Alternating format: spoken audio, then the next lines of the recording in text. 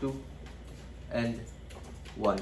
So it's quite convenient that when strike actions occur, now is the point in time where service requirements are of utmost importance and how they need and necessitate mandatory time to protect social functioning. Like these strikes cause such an uptick in violence, or how they require such a reaction so as to restrict the ability of any firefighter, nurse, or any policeman to be able to operate. Panel, I really hope you understand that this is literally a euphemism for governments to say, yo, all those fucking irrelevant people protesting out there in the street, I better not see any single one of you being a part of that.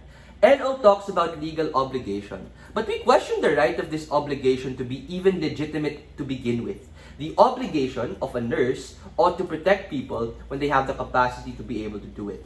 They are not obligated to be fucking robots of the state that requires them to stay for a mandatory period of time as a consequence of strike actions occurring. That's what the info slide says. That is what we want to abolish. Maybe these people want to join strikes. Maybe they don't care. Maybe they're actively against these strikes. There's different levels and different reactions that are true given the diverse reality of the people within these essential public sector services.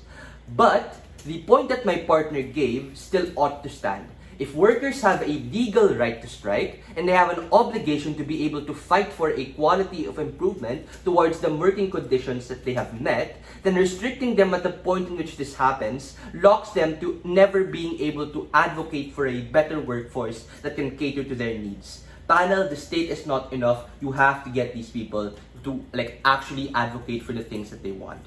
A couple of responses to the previous immediate speaker. 1. NO talks about how the right to protest is not absolute. Yes, that is true, but on opposition, you curtail that and make the decision for them, wherein not everyone can make that choice for themselves, and this is disproportionately granted to people. These public health workers are not slaves, and also have the social contract as patients and owners of the hospitals. The rhetoric is the gaslighting that states and institutions do to give them an illusion of choice between exercising that right or carrying out your duty. MSR is unfair because it makes a choice for them as opposed to letting them choose. 2. NO frames them to be agents of the state and to take oaths. We believe that protesting is the exercise of that oath at the point in which the state is inefficient and has failed them. Absent allowing them to make their own choices, the state who they characterize to also be inefficient has no incentive to take anything seriously, nor does the public and media have visibility over these social issues that they are striking about. Third, these social workers exist on a spectrum of emotional sensitivity. That's my extension, by the way, more than that later.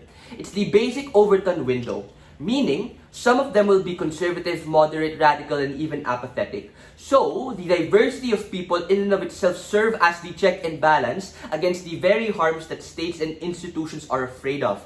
As to what Joseph said, not everyone will literally fucking leave the hospital. There are nuances to do it, right? And the biggest harm that OP is worried about is exactly the point in which society has to take that seriously, and we need to redress and enfranchise these people who are often underpaid and underworked. Lastly, NO talks about how the MSR is nuanced and that there are many details. Well, then there are many ways that the state tries to have their cake and eat it too, right? The state wants to preserve the peace and order, but at the same time try to say, hey, some of you can protest, right? This in and of itself is unfair and ineffective because you say that one person's right is more important than another person's right. Extension. While removing minimum service requirements often offers these workers the most complete decision when it comes to being able to choose what they actually want to do.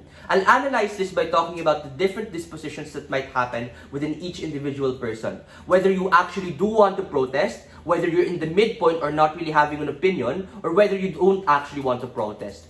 These people are equally as catered to absent minimum service requirements. Why is this true? The first mechanism is on those who do actually want to strike. These are the people actively being harmed and actively being targeted by the government.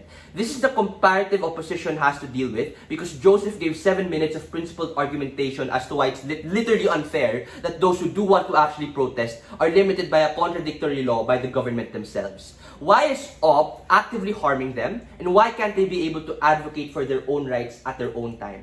Strike actions quite uniquely serve as a unifying metric to be able for workers to actively join a collective and to be able to amass political power within the workforce. These strike actions necessarily require time outside of the job to be able to advocate for all of the necessary change that they want to have. LO cannot have this benefit based on the mechanisms that they have given themselves. Because what LO explains is how they, like these people's personal opinion, takes less precedence over the duty that they have. The problem with this mechanism is that it does not have to be such a dichotomy. As to what Joseph explains in his speech, and I'm assuming opposition also agree to us, these people already know that they're doing, like what they're doing causes potential harm. That's precisely why it's so important for these people to supersede that knowledge, because of how grave things are and how things like ought to change for them. The impact is simple. You need these people to actually advocate for support. You need people like Joseph's sister to be able to voice out their concerns and to actually have it be heard, because the government and the hospitals don't do it for them. The second mechanism is on how the midpoint of those who actually do not care. We tell you that those who are in the vast majority of people do not care because it is already a presumption that striking is outside of their realm of control. It's precisely because of this minimum service requirement that these people give zero shit when it happens. The role of the state is quite important in this regard, because the state can frame the discussion in literally the same way that opposition frames it in this debate. So just to be clear, this mech is a clear rebuttal on the argument coming from LO. You don't get enough manpower for the people that can make all of the pre-strike agreements, because the current frame we're operating on is that these things are not important, at least when it comes to saving people. On the mean, these people will still probably work because they have to do this absent the minimum service requirement. Again, let's not gaslight us into saying, like making us defend every single person leaving. But the unique delta that changed and exclusive on the government side is that more people are more exposed to be able to care about striking actions and being able to actually go beyond what is necessary for them to be able to cater to their own personal interests as public health service workers. Weighing this then, essential public sectors are agents of the state. They work for the government, but that does not mean that they ought to follow every single thing about them. We need them to be able to strike. We need them to be able to have a voice. For all of those reasons, very, very proud to oppose.